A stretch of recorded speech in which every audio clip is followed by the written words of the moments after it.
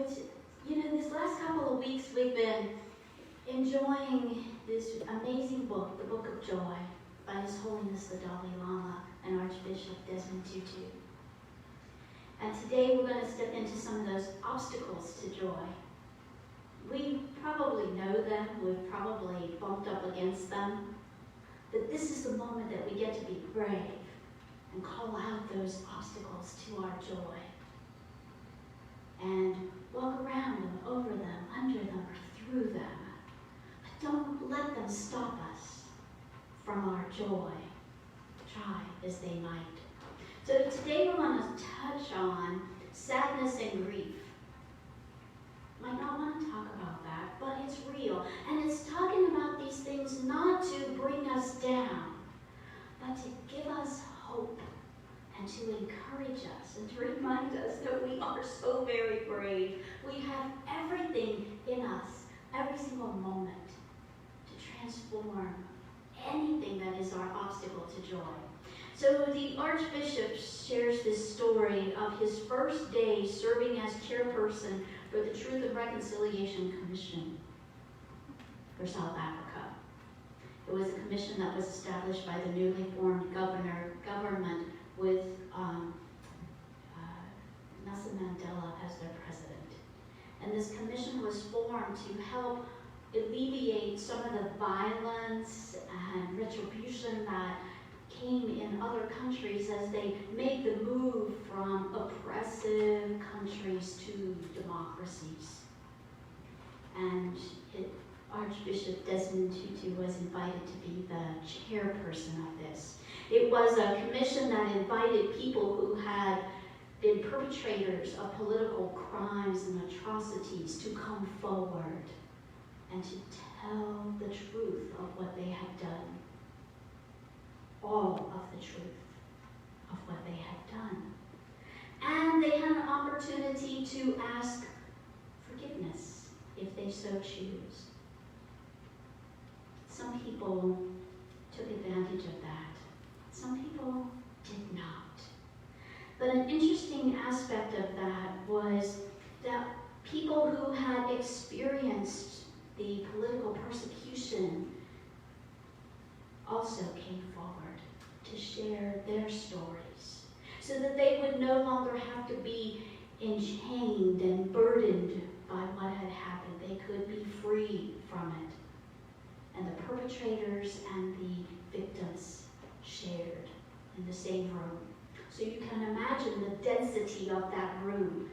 And one particular witness, a gentleman who had experienced the crimes and had been tortured, he began sharing his experience. Now, he had also, because of what had happened to him, had developed a speech impediment.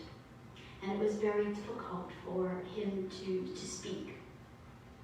And a point came where it's impossible to know if it was because of his speech impediment or because of what he had experienced that he could speak no more. And he began the sentence, and he paused, and buried his face in his hands and wept. And the Archbishop wept along with him. And at the day's end, the Archbishop said, "I told you that I'm not fit to chair this commission, and lo and behold, I'm right. I made a public spectacle of myself. I'm a crybaby. I cry easily. But then again, perhaps I love easily."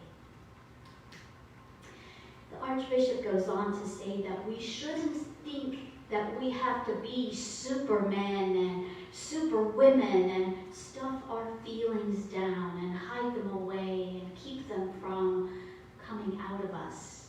In fact, that is an unfortunate thing to do. When we keep that inside of us, it begins to fester, and those human wounds form on our heart and in our psyche. Only when we allow them to be expressed can we be free of them. So looking at our feelings and not pretending to be something that we're not, that's when we are free of all of our feelings. Now, while sadness might be a feeling that we want to put aside and don't want to spend a lot of time there, there's a lot that can be garnered from that feeling of sadness. Through the sadness, we develop empathy. Through sadness, we develop compassion for others. Through the sadness, we learn that we need one another. Often in those moments of sadness, that we reach out to our community. We reach out and touch one another. We want to be part of that humanity. So recall that moment for just a moment. The people of the United States and people all around the world in the aftermath of September 11, 2001. Remember how everybody, through the fear, through the angst, through all of the emotions, people started coming together in kindness, in compassion towards one another. There was some of the other, yes, but in our everyday lives, when we walked into our workplaces, when we walked down the street, when we encountered each other, it was compassion that we shared with one another. I recall so vividly the town that my children were raised in, moved as one entity on February 14th, 2018, when Marjorie Stoneman Douglas High School was attacked. The entire community, the alum of Marjorie Stoneman Douglas, wherever they were in the world, became one. On Facebook, on Instagram, on all of the social media outlets, with telephone calls, with going back to town, they came together as one on that day. And the Archbishop and Desmond Tutu, the Archbishop and the Dalai Lama tell us, although we try really hard to separate sadness from joy, they are intrinsically connected. And we don't really get to know one another if our relationship is an unending run of hunky-doriness. Now that would be an official spiritual term, hunky-doriness. Okay. It is in the hard times, in the sadness, and in the grief that knits us more closely together. We see that. The wisdom of the Archbishop is seen and felt as we, Unity on Greenville, in the spring of this year experienced the transitions of Tommy and Doug and Barbara. We came together in that grief. We came together and to celebrate their lives, the people who are so vital to our spiritual community. We saw that coming together in grief. The Dalai Lama tells a story, a Buddhist story of a woman who loved her son very much, and her son became ill and he died. And she carried his body around, begging people to help her heal her son, for she loved him so very much. She went to people's homes, she stopped people on the street, and finally she went to the Buddha. And the Buddha said, "Yes, I can help you." She felt such relief. "But you must go and find a mustard seed so that I can make the medicine." "Oh, yes, I will do anything for my son," the Lama said. Said the Buddha, "but you must go and collect the mustard seed from a household that has not experienced grief or death." So on she went. She knocked on every door. She stopped every person that she encountered on her way. And what she found, that there was not a person who had not been impacted some way, somehow, by loss and sadness. And when she realized that her own grief and sadness was not unique, it was common to all people, she was able to release her grief and properly bury her son. Matthew 11:28-30 tells us, "Come to me, all ye who are weary and burdened, and I will give you rest. Take my yoke upon you and learn from me, for I am gentle and humble in heart, and you will find rest for your soul. For my yoke is easy and my burden is light." This is what being yoked is about. The yoke, when we are singular in carrying that yoke, is heavy. It's hard. Sometimes it's impossible. But yet when you see the animals yoked in pairs, that burden is half, because they share that burden equally. That's what brings us together as community, so that we can share. So that we can share in our joys and we can share in our sadnesses as well. In Matthew 5:8, the Beatitudes tell us, "Blessed are those who mourn, for you shall be comforted." I got to experience this firsthand when my dear friend Washintara left this earth. Many people called and said, "I know how important Washintara was to you. I know how close you were as friends." And just acknowledged that I might feel sad and I might be grieving. I felt such comfort from others in those days. So I thank you for that. I thank you for reaching out to each other and being that comfort. Blessed are those who mourn.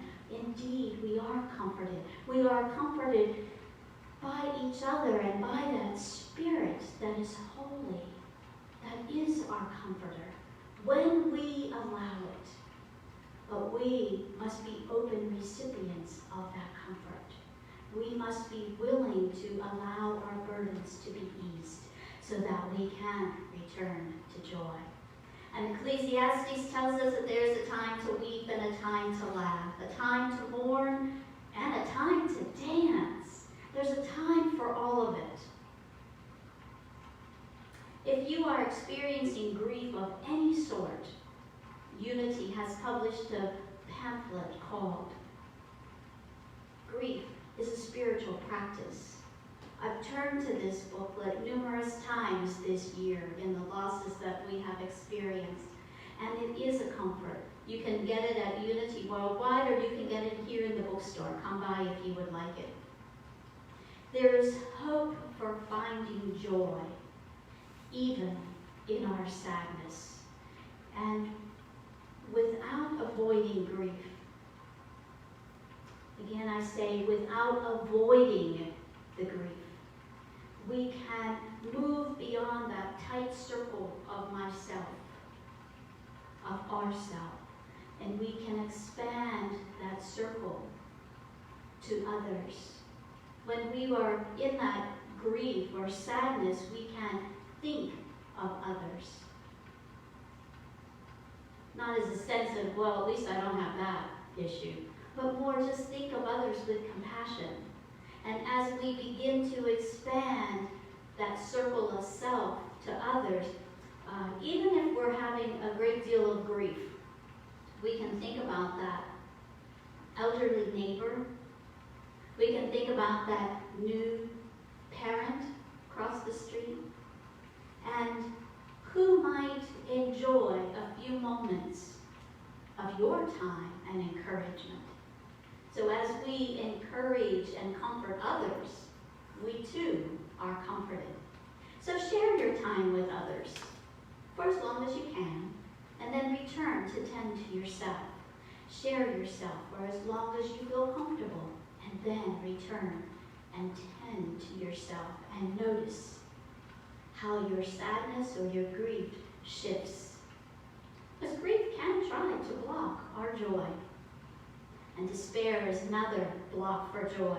So based on what seems to me to be ridiculous criteria for hating another, we act out in such violence. We don't have to look far in our world to see the violence.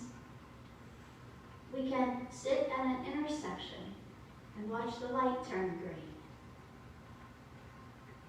that pounding of the horn is a violent act. It's impatience and it's violence. So it seems ridiculous ways that we create reasons to separate ourselves and to hate others. And it feels like a thunderous cry of fear, of begging for love. And while we could fall into that sea of despair with the sound bites of our news, we know that there is much goodness in our world, and we hold hope and stand strong in our faith to see that goodness. And faith, the Dalai Lama and the Archbishop say, and many others have said, that we've got to recognize that despite the aberrations, the fundamental thing about humanity, the very essence of humankind, the thing about people is that they are good. They are made good and really want to be good. We remember that and kind of soften the rough edges. Sadly, good news doesn't sell newspapers. It doesn't elevate TV news ratings. And, we don't want to be Pollyanna. We might not want to walk around with rose-colored glasses.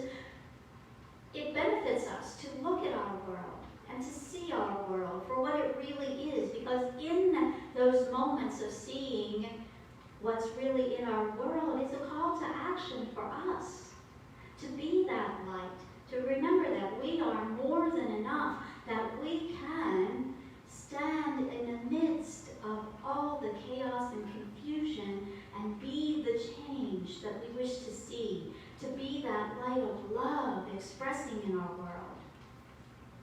The feeling of despair can come from a deep sense of sadness. And yet the Dalai Lama and Desmond Tutu ask us, if nothing else, stand in the faith of the persistence of life. Stand in that faith, knowing that there is a life calling you forward, calling you onward, always. Remember the freeze of February here in Texas? When I walk around my neighborhood now, I see life. I see green. My front yard is filled with wildflowers.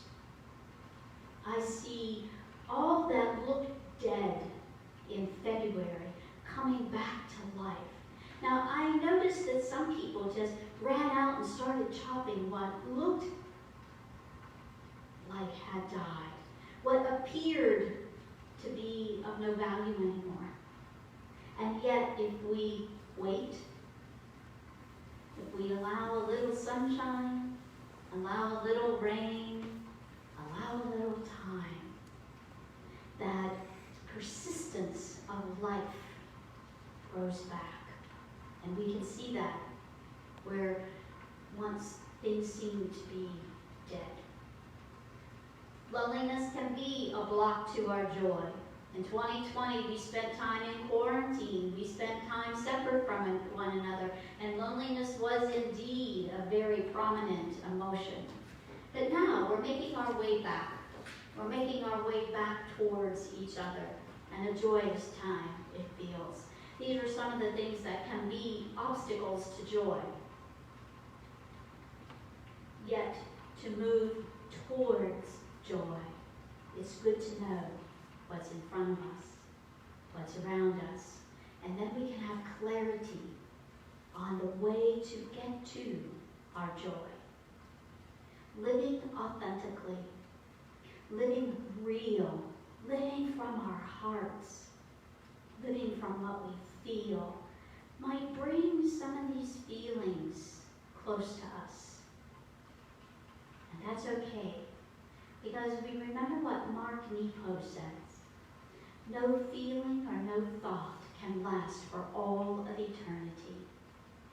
Every feeling and every thought has a beginning, has a middle, and has an end. Those thoughts and those feelings that linger in us are those thoughts and feelings that we have invited or that we cling to. Otherwise, of the 60 to 80,000 thoughts you have in a day, they come, they go. They come and they go. They stay with invitation.